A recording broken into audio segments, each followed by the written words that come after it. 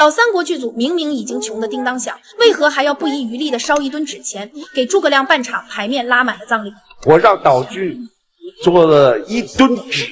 吨纸砸的纸钱，我把那个鼓风机弄到城头上，往天上吹，那个铺天盖地的那个纸钱飞舞的纸钱，我又给王健老师我说你这儿一定给我配一首歌，哭灵，现在看都很激动。就这么说吧，整部三国的收视率主要就是由诸葛亮这3个字来撑起的，这绝对不是在危言耸听。据统计，秋风五丈原这一集过后，老三国的收视率直接就跌到了谷底，因为很多人看三国都是奔着丞相去的，他那过人的智谋、高尚的人品以及无私的奉献精神，令国人敬仰万分。诸葛亮丞相这一走，就如同剧中的顶梁柱轰然倒塌，观众们不仅在情感上难以接受，而且自己心中的信仰也仿佛随之崩塌。就拿丞相灵柩返回成都这一段剧情来说，无疑是老三国中永远的意难平。看看这满屏滚动的丞相保重，就能明白中国人对诸葛亮的崇拜是刻到骨子里的。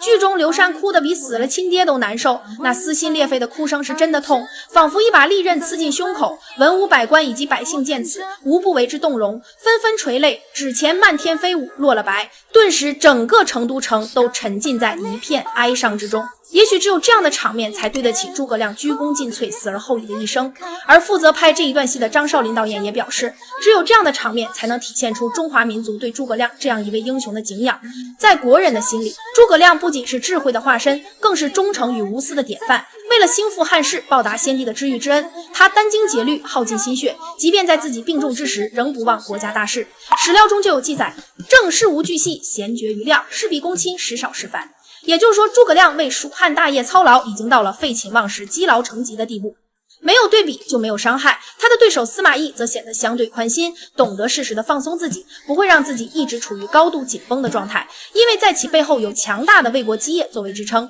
反观蜀国，刘禅暗弱，人才匮乏，资源有限，诸葛亮身为丞相，不仅要治理国家，还要谋划战略，以确保蜀国内无忧外无患。而在北伐中原的进程中，诸葛亮凡事都要亲力亲为，不敢有丝毫懈怠。如此高强度的工作，即便是铁打的身子也难以承受。长年累月下来，丞相身体每况愈下，最终倒在了北伐的路上。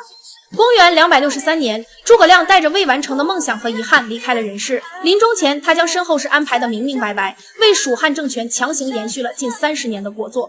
按照丞相的地位，本应采用极高规格的葬制，然而诸葛亮一生清贫，始终恪守着勤俭节约的中华美德。他要求部下将他葬于定军山，因山为坟，种族荣棺，下葬时穿平时的衣服，棺内不放金银玉器陪葬。此外，刘禅在奏书中还发现诸葛亮生平的财产十分稀薄，仅桑800株，薄田50顷，并强调内无余帛，外无盈财，子孙衣食足以自用，无需额外赏赐。这些信息充分表明了诸葛亮的廉洁与坦荡。有人将其视作为史上最清贫的丞相，可是越清贫越就能体现出这份精神的可贵。像诸葛亮这样的一个具有高尚品格的真实人物，如果在影视作品里都无法被重视，那么何谈今天的文化传承呢？想到这里，导演组立刻拍板决定给丞相办一场牌面拉满的葬礼。结果平时拍戏挺节省的剧组，这次一点都不心疼钱，为了形成铺天盖地的悲凉感，光是纸钱就用了1吨，可不要小瞧了1吨的纸钱。在当时那个年代，剧组工作人员几乎跑遍了当地所有的殡葬用品店，最后又让道具组加班加点的造纸，才终于凑够了整整1吨。而仅是纸钱这一项的花费就大大超过了前面好几集的预算。除此之外，剧组还斥巨资请了5、6千的群众演员，可以说是下了血本的。导演就是要以最高的国葬规格来给武侯弥补这一场跨越1000年的文化缺憾。如今再看这一段，无论从艺术效果还是观众反应来看，都能称得上是巨大的成功。800万弹幕如同雨滴一样密密麻麻地铺满了整个屏幕，这种仪式感既是对武侯的告慰，也满足了观众对英雄结局的想象。而这个现象也充分说明了诸葛亮的精神已成为了后世无数仁人志士学习的楷模，他激励着一代又一代的人为了国家和民族的利益而奋斗不息。